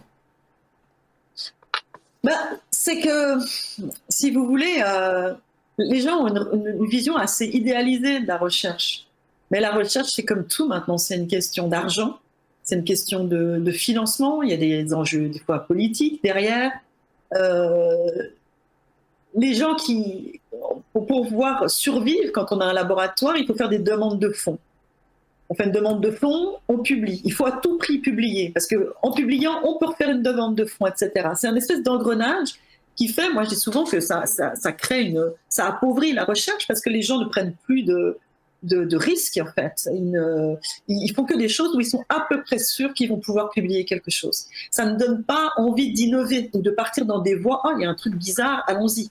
Non, il faut faire quelque chose, ou en tout cas dans les domaines de la science de la vie, il faut faire un truc où on est à peu près sûr que ça va avoir, ça va être publiable, et de préférence où il y a des applications un peu sur la santé, les médicaments, parce que c'est ça, le cancer, etc., parce que c'est ça qui rapporte de l'argent. Mais nous, ce qu'on fait, c'est de la recherche vraiment fondamentale, exploratrice, on va dire, et ça, en biologie, il n'y en a pas beaucoup, en fait. Il n'y en a plus beaucoup. Il y en a plus beaucoup. Alors, il y a des très gros groupes qui pourraient se le permettre. Genre, je pense à un qui pourrait. D'ailleurs, il nous avait contactés. Je ne sais pas pourquoi il s'est rétracté. Mais voilà, quand on est un petit labo, on n'ose pas prendre ce genre de risque, en fait. Et puis, les gros labos, ils roulent. Et puis, pareil, ils ont leur financement. Et puis, on ne prend pas de risque. On ne prend pas de risque. Ouais, et est-ce que c'est pas un peu lié donc, à ce dont on a parlé ces dernières années? On a beaucoup entendu parler d'études scientifiques justement liées à l'application médicale de ces études, c'est-à-dire que si on n'arrive pas à produire un médicament qui résout le problème qu'on a soulevé, ça sert à rien de soulever ce problème, quoi. C'est un peu ça, non? Voilà, exactement. Ouais. Voilà, c'est de la recherche plus appliquée où il y a retour sur investissement, quoi. Il y aura, voilà, ça va donner quelque chose. Et la recherche fondamentale, c'est la fin de la recherche fondamentale, ça, c'est pas possible, quoi. Et sur des grandes questions comme celle-ci, parce que j'imagine que ça doit quand même intéresser énormément de monde, vous ne trouvez pas de mécènes qui seraient intéressés, ne serait-ce que par une quête de vérité ou de... Alors oui, on a pu faire tout ça grâce à un premier mécène. Tout ce travail sur les senteurs du corps, c'était grâce à Marcel Audier qui était à Genève, qui avait la fondation Audier de psychophysique. C'est grâce à lui qu'on a pu faire tout ça. Et voilà, il n'est plus de ce monde, mais je le remercie encore parce que sans lui, voilà, moi j'ai quitté le monde académique parce que justement je savais que j'aurais pas la liberté de faire ce que je voulais, mais après j'avais l'autre problème, c'est que quand on quitte le milieu académique, on peut plus faire de demande de fonds. Donc grâce à lui on a pu faire ça. Et puis voilà, récemment on a retrouvé oui, on a retrouvé un mécène. On a des mécènes quand même, oui, okay. Heureusement, sinon on ne pourrait pas exister. On pourrait pas exister, ouais. Okay. On ne fonctionne qu'avec des dons, nous, en fait, et des financements privés comme ça. Voilà, c'est sûr. Okay. Ouais. Ok, donc si on s'intéresse à vos travaux, il faut se rendre sur le site de l'Institut, l'Institut de Suisse des sciences noétiques. Pardon, excusez-moi, j'ai eu un trou. Voilà. C'est ça ? Voilà, mais c'est vrai que souvent on dit oui, vous ne mettez pas beaucoup. Alors c'est vrai que nous, on n'a pas toujours le temps de mettre à jour le site. Donc c'est dans nos livres on met tout, quasiment tout en fait. Alors pas en détail, mais on explique vraiment comment on fait nos recherches, comment on mène nos choses. On décrit le plus possible pour emmener les gens dedans, pour être le plus transparent possible aussi sur ce qu'on fait. Donc voilà, dans les livres, il y a beaucoup, mais plus que sur le site. C'est sûr. Ok. Oui, bien sûr, si on veut les résultats des travaux, mais par exemple, si quelqu'un veut vous aider, ou ne serait-ce que vous contacter, vous aider, ou quoi que ce soit, le site des Instituts suisses des sciences noétiques, cette fois, voilà, c'est www.isnoe.ch. Ok. Ça, c'est il y a toutes les infos pour nous contacter, en tout cas. Et pour témoigner ou pour de l'aide, parce nous, on continue à faire un soutien thérapeutique. J'allais vous poser la question. Donc, quel est aujourd'hui votre travail dans cet institut ? Quels sont donc ce que vous faites aujourd'hui ? Est-ce que vous travaillez toujours sur les EMI ?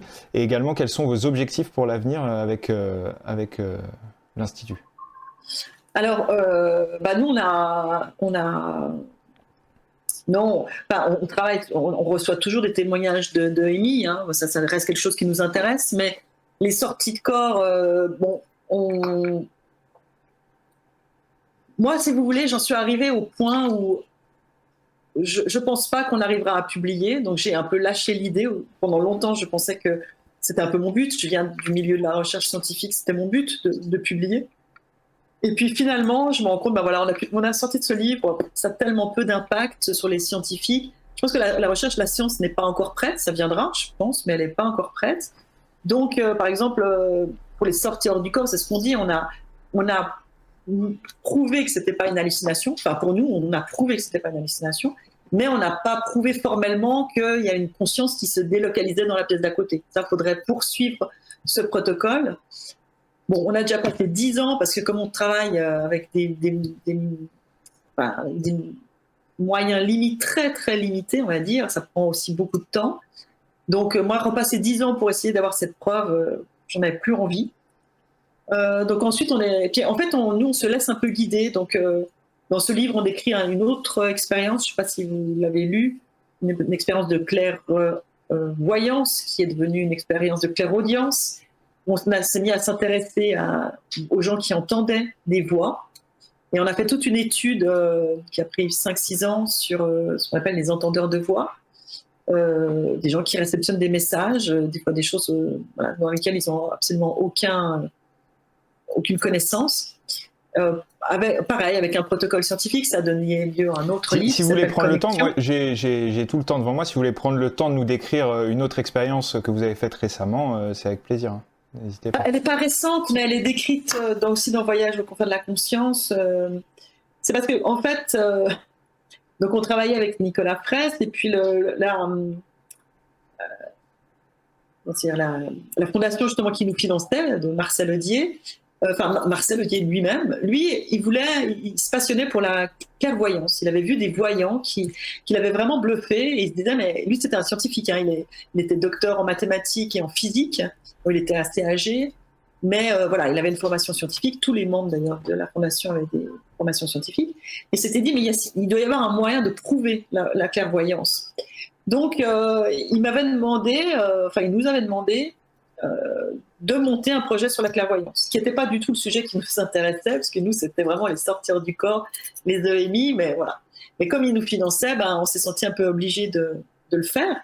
Et donc, en collaboration avec lui, on a on avait monté un protocole aussi avec un système d'enveloppes, des séries de quatre images.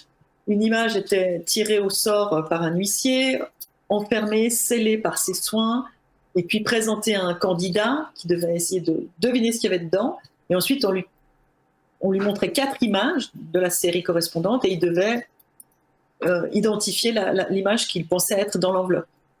Donc il avait une chance sur 4 de tomber juste par hasard, donc ça faisait 25%.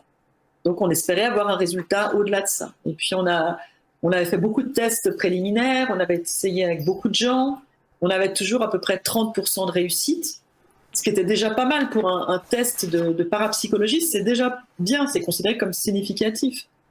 Mais on se rendait bien compte qu'on n'allait pas révolutionner le monde avec ça. Et puis un jour, on a eu l'idée de tester Nicolas. On s'est dit, il a tellement de capacités, Nicolas, pourquoi pas.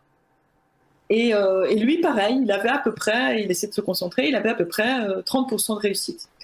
Et puis Marcel Audier nous a pressés, il nous a dit, bon, là, il faut passer au test avec huissier. Donc vraiment là, c'était des tests préliminaires, dont je vous parle. Après, vraiment la procédure avec les enveloppes scellées et tout. Elle était très complexe au niveau de la mise en place. Vraiment, on a fait attention à plein de paramètres pour être sûr que personne ne pouvait savoir ce qu'il y avait dans les enveloppes. Voilà, ce serait un peu long à tout détailler, mais ce n'était pas la même personne qui avait choisi les images, que celle qui les avait préparées, que celle qui les avait mis dans les enveloppes.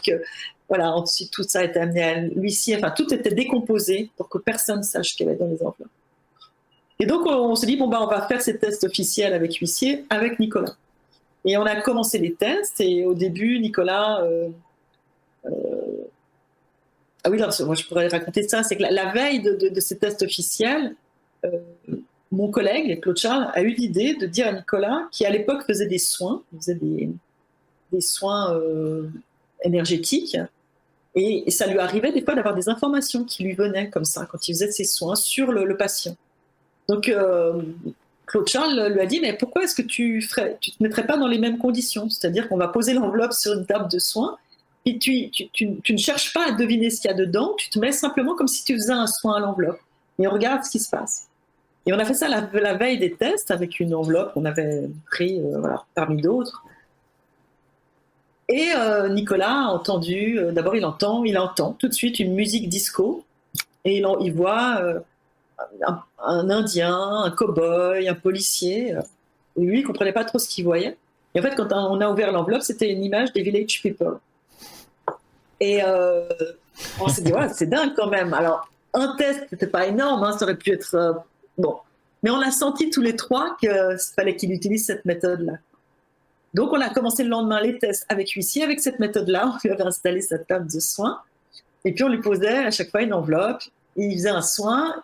Il avait des infos qui venaient, et puis ensuite on lui présentait les 4 images, et puis il choisissait. Et au début c'était assez laborieux, mais il avait des images plutôt visuelles qui venaient, mais ça avait l'air de coller. On se dit tiens, ça a l'air de marcher. Bon. Puis on avait décidé qu'on ne dépouillerait pas avant 100 tests, pour pas si ça marchait pas, pour pas lui faire perdre ses moyens. Voilà, on voulait pas lui. Puis, en plus, il est assez bon télépathe, donc on s'est dit, si nous, on sait les résultats, mais même si on ne lui dit pas, il va savoir. On n'avait pas dépouillé. Simplement, petite précision, quel était le rôle de l'huissier? Qu'est-ce qu'il a certifié exactement dans cette expérience? Alors lui, il a déjà réceptionné tout le matériel, il a contrôlé chaque enveloppe pour être sûr qu'elles étaient identiques, qu'il n'y avait pas de petits points ou quelque chose qui pourrait les différencier. C'est lui qui tirait au sort dans son étude les enveloppes, une par série, celle qu'on allait pour les 100 séries. Il y avait 100 séries de 4 images. Chaque fois, il a tiré au sort et cette image-là, il l'a scellée par ses propres moyens. Et ensuite, il les amenait. Et puis, voilà, il contrôlait que tout se passe bien, en fait, qu'il n'y avait pas de fraude. Mmh. Et donc, au bout du 7 ou 8e test, tout d'un coup, Nicolas entend une voix. Alors, je crois que ça ne lui était jamais arrivé, ou peut-être une fois dans sa vie, parce que c'est quelqu'un quand même qui vit beaucoup de phénomènes. Il entend une voix qui lui dit « ça ne va pas assez vite ». Alors, il nous dit ça, il est blême, et il nous dit « je ne sais pas ce que c'est, j'ai entendu une voix ». Il n'était pas du tout à l'aise avec ce genre de truc. Il nous dit « qu'est-ce qu'on fait ?» Je dis « on continue, on va bien voir ce qui se passe ». Et en fait, à partir de là, il a reçu des informations auditives qui lui ont permis de faire son choix hyper facilement. Alors au début, il avait des musiques. Et il avait, par exemple, il entendait Edith Piaf. Puis dans les 4 images, il y avait la photo de Piaf. Où il entendait, par exemple, la chanson de Charles Trenet, le soleil a rendez-vous avec la lune. Et dans les 4 images, il y avait une éclipse solaire. Enfin, c'était assez étonnant. Enfin, vraiment, nous, on était assez interloqués. Puis après, c'est devenu des petits textes. Et alors, à partir de là, tout de suite, on lui a dit, bon, tu notes tout. On lui a donné un papier, un crayon, puis il notait. Et c'était des petits textes. Au début, non, mais c'était hallucinant. Par exemple, on avait, il entendait pas des bois, mais très drôle. Et dans les 4 images, il y avait la photo de Muriel Robin, l'humoriste française Muriel Robin. Donc, pas des bois, mais très drôle. Robin des Bois. Ou qu'est-ce qu'il y a eu d'autre des fois, c'était un peu plus bizarre. C'était ouvrez-lui le ventre et sortons-en le trésor. C'est un peu glauque. Et en fait, il y avait une photo de césarienne. Et on voyait vraiment le moment où le médecin sort le bébé du ventre. Ouvrez-lui le ventre et sortons-en le trésor. C'est vraiment des trucs dingues. Et puis ça a continué comme ça. Alors Nicolas, alors lui, il a paniqué parce qu'il avait vraiment l'impression que quelque chose de l'extérieur, lui, il est toujours habitué à faire ses expériences, il sort de son corps, il est télépathe, il fait de la vision à distance, mais c'est toujours lui. Puis là, il avait la sensation qu'il y avait quelque chose de l'extérieur, en fait, qui lui parlait. Il entendait une voix, vraiment. Il entendait, ça faisait un petit poc dans ses oreilles, et puis à partir de là, il entendait un concert de voix qui lui parlait et qui lui donnait ses informations. Et c'était vraiment délirant, cette expérience, parce que nous, on avait fait ça dans un cadre très formel, scientifique, puis c'était complètement irrationnel, ce qui était en train de se passer, mais qui avait l'air d'être extrêmement cohérent par rapport aux images enfin, à chaque fois qu'on sortait les images, on disait, ah bah oui, ça doit être ça, ça doit être ça. Lui, c'est lui qui choisissait. Et quand on a dépouillé, il a eu 79% de réussite, ce qui est du jamais vu pour une expérience de ce type. Ça fait une chance sur 69 milliards de que ce soit dû au hasard. Incroyable. Incroyable. Voilà. Donc lui, il entendait ces phrases et il trouvait lui-même donc le lien entre une photo qui lui était proposée, hein, c'est ça. Donc lui, il avait le choix parmi les 4 et il prenait la photo qui paraissait avoir le plus de lien avec ce qu'il avait entendu. Ok. Alors des fois, et ce qui était drôle, c'est que bon, il était jeune à l'époque, il avait, je sais pas, quel âge il avait? Ouais, jeune et pas si jeune que ça, 30-35 ans. Mais il y avait des choses qu'il connaissait pas. Des fois, ça faisait référence à par exemple, des musiques très anciennes ou des expressions qui n'étaient pas de son époque. Et il s'est trompé. Alors que nous, on regardait, puis on le voyait choisir. On se disait, mais pourquoi il choisit ça? Mais on ne pouvait rien dire, parce qu'on ne pouvait pas l'influencer. Mais nous, on l'a comptabilisé. Nous, on aurait fait 85% de réussite. Ça veut dire que n'importe qui, sur la base des textes qu'il recevait, pouvait choisir. C'est pas lui, en fait. Lui, il aurait été même peut-être moins bon que d'autres, parce que voilà, il n'avait pas forcément les connaissances. Et le lien entre la musique des années 60 et la photo. Quoi. Voilà. Exactement. Okay. Par exemple, ça c'est le test qui pour lui, tout d'un coup, il a paniqué, c'est qu'il a entendu une musique, mais qu'il n'y avait pas de parole, donc il pouvait pas, et il la connaissait pas. Et je dis, j'essaie de la fredonner, et il a fredonné la musique de Rocky, le film Rocky. Okay. Que lui n'a jamais vu. Comment c'est possible qu'ils connaissent pas cette musique? Alors lui, c'est pas le genre de truc. Alors il a quand même étonné, il a dit peut-être que je l'avais déjà entendu à la radio, parce que en plus ses parents ils écoutaient Nostalgie, donc il dit ça se peut que j'ai déjà entendu, mais en tout cas il s'en rappelait pas de l'avoir entendu, mais en tout cas il savait pas que c'était lié à un film, et le film il l'avait jamais vu. Ok.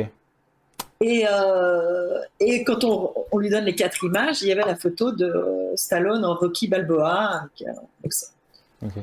Et là, lui, ça a été panique à bord, parce que jusque-là, il essayait de se dire, mais peut-être que c'est mon intuition qui trouve les réponses, et pour une raison que j'ignore, mon cerveau met ça en forme comme si ça venait de l'extérieur. Mais il essayait de rationaliser, parce que Nicolas est quelqu'un de très rationnel. Et là, tout d'un coup, il s'est dit, mais non, ça commence à me donner des informations de choses que je ne connais pas. Je ne peux pas l'inventer. Et puis après, ça s'est confirmé, parce qu'il y avait des choses où il pouvait vraiment faire le lien, mais qu'il ne connaissait pas, donc il n'avait jamais entendu parler. Et vous n'avez trouvé personne d'autre, aucun autre candidat qui avait des résultats exceptionnels, peut-être moins exceptionnels que cette personne, mais avec des résultats exceptionnels, non?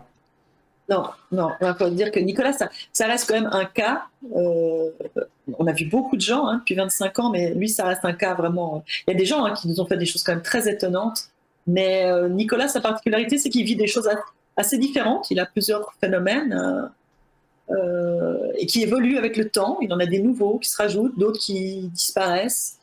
Et puis il a cette solidité, c'est que maintenant on se connaît tellement bien qu'il n'a pas peur de faire des tests. Donc ça c'est agréable, quoi. Parce que d'autres perdent un peu leurs moyens, c'est tout à fait compréhensible quand on les met dans ces conditions-là, quoi. Et donc ce qu'on a fait, c'est qu'à la fin de ces tests, alors lui il voulait plus entendre parler des tests quand il a fini. Il était vraiment, et on a vraiment eu la peine à lui faire. C'était 5 jours de tests. Au dernier jour, il est parti, il voulait plus entendre parler de nous. Enfin, donc on lui a fichu la paix pendant 5-6 mois. Et puis après, on lui a demandé s'il voulait pas quand même qu'on repose des questions. Mais c'est pas des vraies questions, mais toujours enveloppées enfermées dans des enveloppes. On mélangeait de manière à ce que nous-mêmes on sache pas ce qu'il y avait dans l'enveloppe. Alors bon, après, au bout d'un moment, on a plus scellé parce que on était là, on voyait bien qu'il se passait rien. Et on lui a dit, on va poser des vraies questions pour voir si tu as des vraies réponses. Pas simplement qu'est-ce qui est enfermé dans une enveloppe. Et là, on a commencé à poser des questions un peu plus, nous, qui nous intéressent. C'est quoi la mort? C'est quoi la conscience? Voilà, des questions plus, on va dire, existentielles. Mm-hmm. Et à partir de là, il a obtenu des textes assez longs. Enfin, ça faisait une demi-page à une page à 4 de textes, toujours avec des oui, c'est ça qui est curieux, c'est toujours avec des rimes, c'est extrêmement beau, c'est assez poétique en fait, comment c'est écrit. Même pendant les tests là, avec Huissier, des fois il avait carrément des poèmes avec des quatrains, alors que lui il n'est pas du tout littéraire. Il dit mais je serais incapable d'écrire des trucs comme ça, en plus à toute vitesse, quoi. C'est ça qui est dingue. Et donc on a continué à avoir des textes, mais des textes très spirituels, vraiment d'une portée spirituelle très très élevée. Et là on s'est dit mais c'est quoi tout ça? Pourquoi ça nous arrive à nous? Alors on ne peut pas garder ça pour nous. Et c'est là qu'on s'est dit, bon, on va publier ça pardon, mon chat qui passe. On va publier ça dans Voyage aux confins de la conscience. Donc on l'a publié pour se dire, on s'est dit, on ne peut pas garder ça pour nous. Donc pour ceux que ça intéresse d'avoir tous les textes, toute la documentation de ces tests, c'est toujours dans Voyage aux confins de la conscience, c'est ça? Voilà. Ok. Parfait. Et ce qui s'est passé, c'est que quand on l'a publié, il y a plein d'autres gens qui nous ont contactés pour nous dire, mais moi aussi, je vis des choses comme ça depuis toujours, etc. On a eu plein de témoignages, au point qu'à un moment, on s'est dit, mais en fait, peut-être qu'il faudrait qu'on fasse une étude sur ce phénomène de clairaudience pour savoir, parce qu'il y avait de tout. On s'est dit, c'est un phénomène aussi assez complexe, il y a différentes façons d'entendre, ça peut être dans l'oreille, ça peut être dans la tête, il y a des gens qui écrivent, il y a des gens qui destinent, enfin, il y a plein de... Donc on s'est dit, on va faire une étude. Et donc on a sélectionné 9 personnes qui avaient cette capacité de clairaudience, des gens... On a essentiellement pris des gens qu'on connaissait depuis plusieurs années, parce qu'en fait, on avait déjà des témoignages comme ça depuis longtemps. Des gens avec qui, justement, on était sûr que c'était des gens équilibrés, qui racontaient pas n'importe quoi. Je m'excuse, oui, je le prends. Et en plus, ça me permet de rebondir avec une question que j'ai dans la tête depuis tout à l'heure. Comment vous faites la différence avec les gens qui racontent n'importe quoi? Parce que... alors, vous avez eu une démarche scientifique en essayant de recueillir un maximum de preuves, mais pour la plupart des gens, c'est compliqué de faire la différence entre quelqu'un qui viendrait raconter qu'il entend des voix. Comment on fait pour faire la différence entre quelqu'un qui est sérieux et quelqu'un qui n'est pas sérieux, si c'est possible de faire la différence? Alors, ce qui veut dire, nous, c'est qu'on passe vraiment beaucoup de temps avec les gens. On passe les entretiens qu'on fait, c'est souvent plusieurs heures, ça peut aller jusqu'à 4 heures, des fois ça allait jusqu'à 6 heures. On revoit les gens plusieurs fois, on les suit sur la durée. On a développé aussi tout un feeling aussi. Assez vite, on les repère assez vite, les gens qui sont dans l'affabulation ou qui sont dans les pathologies. Les grosses pathologies, je veux dire, c'est très facile à reconnaître. Les gens, il y a des signes qui trompent pas assez vite. Lesquels, par exemple? Souvent, c'est des gens qui ne sont pas dans le doute. qui viennent plutôt pour nous dire, voilà, je suis un cas exceptionnel, j'ai vraiment un truc là pour vous en tant que scientifique, ça va être fantastique, vous allez pouvoir m'étudier, vraiment je suis une chance pour vous, quoi. Là, déjà, on se mélange un peu. Puis après, je sais pas, c'est dans l'attitude, c'est dans les propos, voilà, il y a une façon de se présenter qui est assez caractéristique. Après, c'est dans le discours général, et les gens, c'est souvent des gens qui, comme je l'ai dit, qui sont dans le doute, qui ont passé par des phases où ils avaient peur de devenir fous, où ils se sont remis en question, ils ont été chercher de l'aide déjà, où ils nous demandent notre expertise, qu'est-ce que nous on en pense. C'est des gens qui, malgré tout, continuent à avoir une vie normale, qui sont voilà, qui ont une famille, qui ont un tissu social, qui ont un travail, qui sont très bien intégrés dans la société, qui ont un discours qui est constant dans le temps. On peut les revoir plusieurs mois après. Ils racontent la même chose sans rajouter de trucs. Parce que souvent, les gens qui affabulent, ils se prennent à leur propre jeu, ils en rajoutent toujours plus et toujours plus. Et puis, ils ont ce regard, ce recul, c'est-à-dire ils se rendent compte que ce qu'ils racontent ne cadre pas avec ce que la société considère comme normal. Donc, ils se rendent compte qu'ils pourraient être considérés comme fous, qu'ils fassent attention à qui raconte ça. Donc ça, c'est des éléments qui sont qu'on peut utiliser. Mais après, oui, il y a des gens, des fois, ça nous a pris quand même peut-être 2-3 heures. Et puis tout d'un coup, au début, on disait ça tenait la route parce qu'il y a des gens qui sont très bien documentés dans ces domaines, sur ces phénomènes et qui racontent beaucoup de choses qui tiennent la route. Puis tout d'un coup, elles disent un truc de trop et elles voient sur notre visage qu'on est un peu étonné. Et à partir de là, elles perdent un peu leurs moyens parce qu'elles se rendent compte qu'il y a un petit doute, donc elles veulent se rattraper, puis elles en rajoutent. Puis voilà, c'est des gens qui n'arrivent pas à maintenir les apparences longtemps, en fait, on va dire. Mais c'est bon, c'est un travail, je veux dire, ça fait quand même, je dis, 26 ans qu'on reçoit des gens, donc c'est un travail qui se fait après dans c'est un feeling qu'on développe quand même. Et donc vous avez quel rapport justement à cette problématique, entre guillemets, qui est que dès qu'on commence à s'intéresser à ce genre de sujet, on va être mis dans le même sac, entre guillemets, que plein de charlatans, quoi.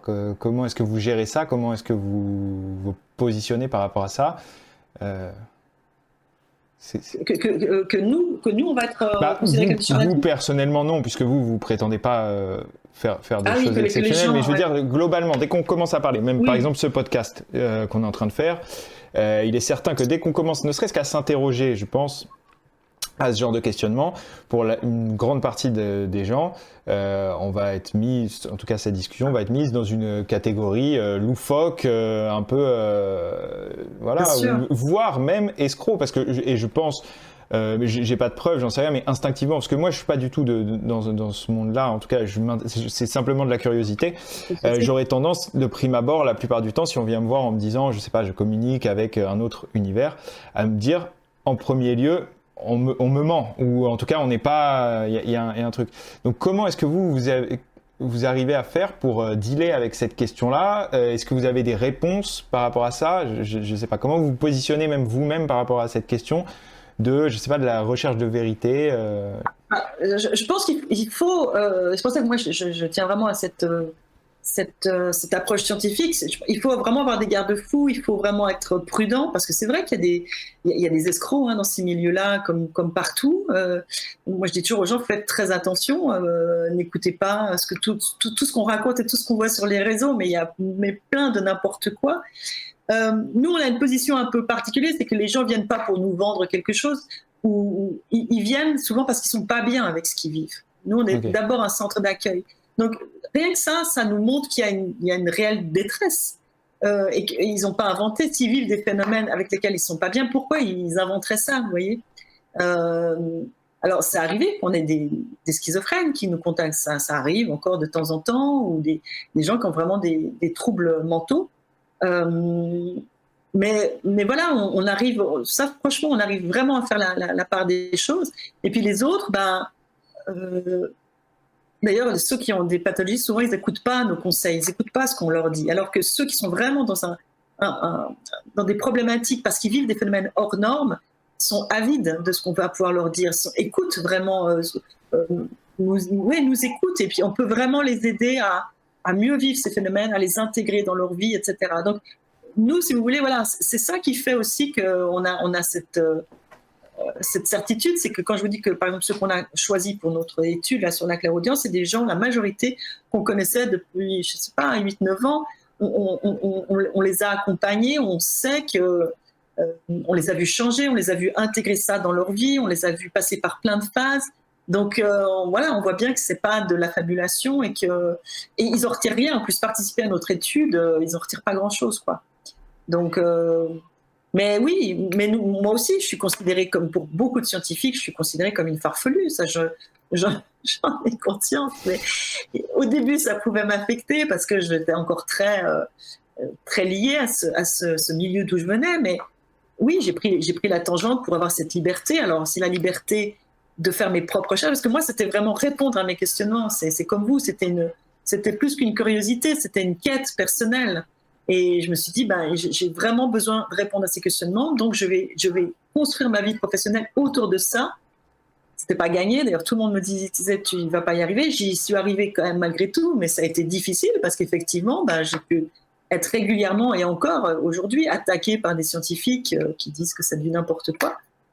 Oui, et en plus, malgré tout, je rajouterais sans dériver, parce que j'imagine que même si à l'origine on a une démarche peut-être de curiosité et sérieuse, ça doit être assez facile justement pour des problèmes économiques de dériver dans, je sais, sans parler de mensonges, mais dans, je sais pas, vous auriez pu assez vite raconter de belles histoires pour pouvoir, j'imagine, vendre plus vite. Alors dans tous les domaines, c'est pareil, c'est plus facile dans le marketing de raconter de belles histoires, ça vend beaucoup mieux. Et j'ai le sentiment que vous avez réussi jusqu'au bout, en tout cas jusqu'à présent, à garder cette vision scientifique, cette rigueur, et donc c'est pour ça que votre travail est d'autant plus intéressant. Par exemple, vous voyez, en 25 ans, on a publié 3 livres. Je veux dire, si on voulait faire... Parce qu'il y a des gens qui disent, oui, mais vous faites de l'argent avec vos livres. Alors, déjà, je peux vous dire qu'avec la vente des livres, on ne se fait pas beaucoup d'argent, surtout qu'on a 2 auteurs. Mais en plus, je veux dire, on aurait pu faire plein de sujets, on aurait pu développer ça sous plein de formes. Nous, on publie un livre à chaque fois qu'on a l'impression qu'on a quelque chose à dire. Oui, qui est documenté. On a fait un pan de recherche, on a envie de le partager. Et voilà, donc ça fait 3 livres en 25 ans. Donc on peut dire qu'on n'a pas du tout exploité cette manne pour essayer d'avoir des retombées économiques. Non, ça c'est sûr, quoi. Mais voilà, on continue à être... Et alors, quelle est votre vision de l'évolution de ces questions, enfin votre vision de l'évolution de la société vis-à-vis de ces questions, et quelles sont vos volontés pour l'avenir sur votre centre et puis et plus globalement sur comment est-ce qu'on devrait appréhender toutes ces questions de un peu vous avez utilisé le terme parapsychologie, je ne sais même pas quel terme utiliser. Ouais, j'aime pas, il n'est pas adapté ce terme, moi non plus, parce que la parapsychologie, en plus, c'est quelque chose de très spécifique. Enfin, je trouve que c'est pas de la parapsychologie, mais on va dire, en fait, ça devrait être de la science simplement, parce que la science, elle devrait s'intéresser à toutes les questions qui ne sont pas résolues. Et actuellement, c'est un des plus grands mystères. Enfin, les 2 plus gros mystères, c'est quand même, c'est quoi, la mort et la conscience, je veux dire. Bon, après, il y a aussi l'origine de l'univers, d'ailleurs, qui est en ce moment beaucoup remis en question. Mais qui peut être très lié d'ailleurs, puisque si vous parlez de sortir de son corps via sa conscience pour aller ailleurs, c'est-à-dire que peut-être on peut explorer les questions de multiverse ou les questions de réalité affichée, de Matrix, ou des choses comme ça. Complètement, d'ailleurs, complètement.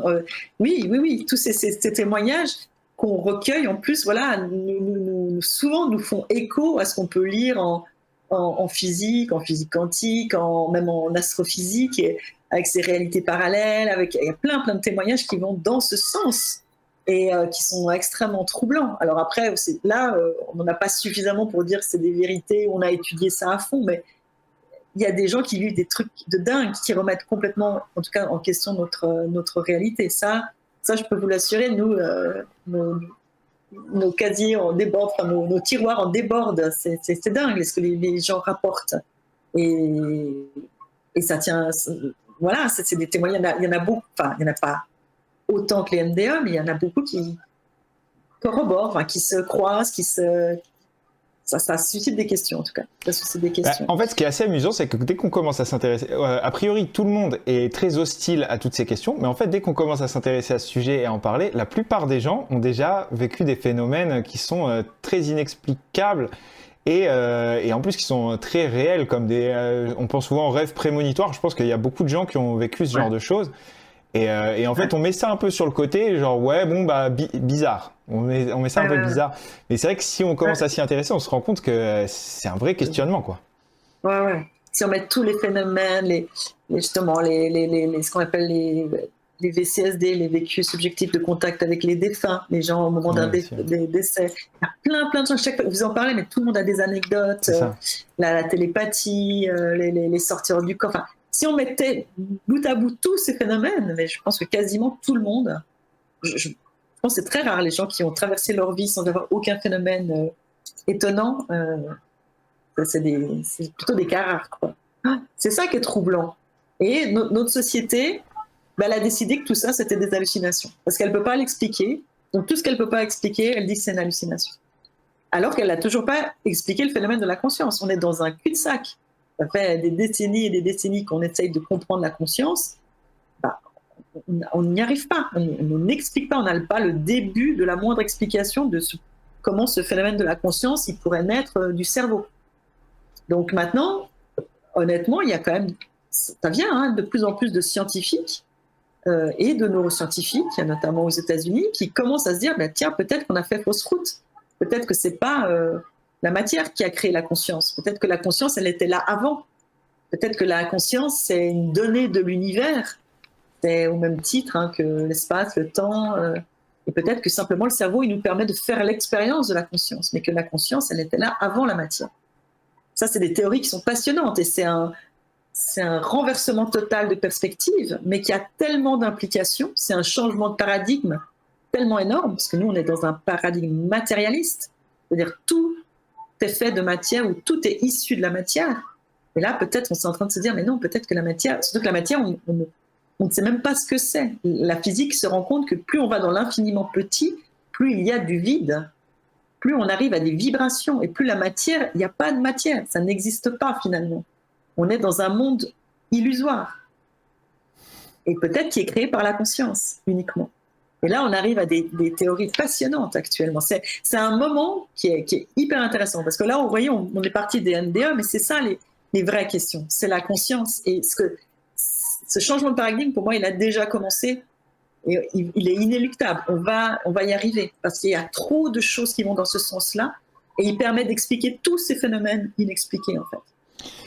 Pour moi, il y a un grand paradoxe, c'est que nous, on a notre vision occidentale, et c'est vrai que depuis pas mal d'années, on est, comme vous dites, très matérialiste, mais à l'échelle du monde, déjà à l'échelle historique, mais même encore actuellement à l'échelle du monde, je pense que, alors c'est complètement au pifomètre, mais environ 80% de la population minimum croit en la réincarnation sur Terre aujourd'hui, avec toute l'Asie, mais pas que.